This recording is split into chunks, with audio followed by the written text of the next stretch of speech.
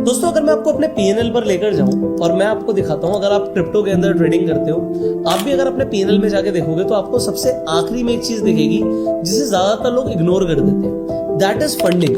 अभी यहाँ पर देखिए मेरे अकाउंट में मुझे 33,000 रुपए की फंडिंग भी आई हुई है। पॉइंट यहाँ पर यह है, इंटरनेट पर कोई फंडिंग की बात ही नहीं कर रहे सब, बट ये फंडिंग ज्यादातर लोगों के अकाउंट में नेगेटिव में होती है। आप अपना पीएनएल खोल के देखिएगा, अगर फंडिंग नेगेटिव में है तो कमेंट में नेगेटिव लिखिएगा, अगर पॉजिटिव में है तो पॉजिटिव लिखिएगा।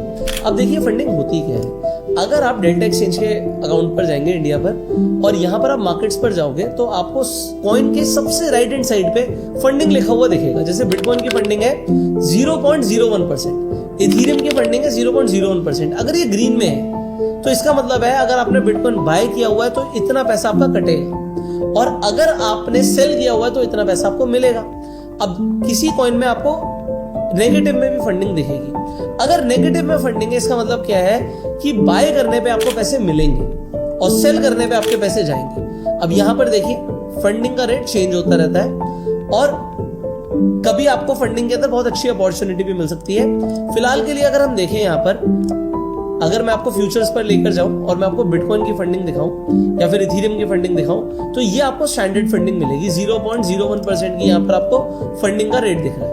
अब ये हर 8 घंटे में आपको पैसा या तो मिलता है या जाता है। बट एक चीज ध्यान रखिएगा, अगर आपने लेवरेज ली, एग्जाम्पल आपने 100x की लेवरेज ली, तो इसका मतलब ये है 100 into 0.01, आपका 1% जो भी आपने कैपिटल लगाई है उसका या तो आपको आ जाएगा या आपका चला जाएगा। आएगा कब? जब आपने इथेरियम को सेल किया हुआ है। जैसे कि मेरे अकाउंट पे जाके आप देखोगे तो हमने इथेरियम को 20 इथेरियम शॉर्ट करे हुए हैं, इसलिए मुझे फंडिंग मिल रही है। अगर मैंने बाय किए होते तो यही मेरी फंडिंग की फीस कट रही होती। तो ये फंडिंग का जो कॉन्सेप्ट है, इससे पैसे कैसे कमाने हैं, इसके ऊपर हमने डिटेल्ड वीडियो बनाई हुई है। Finally share this video to spread the awareness.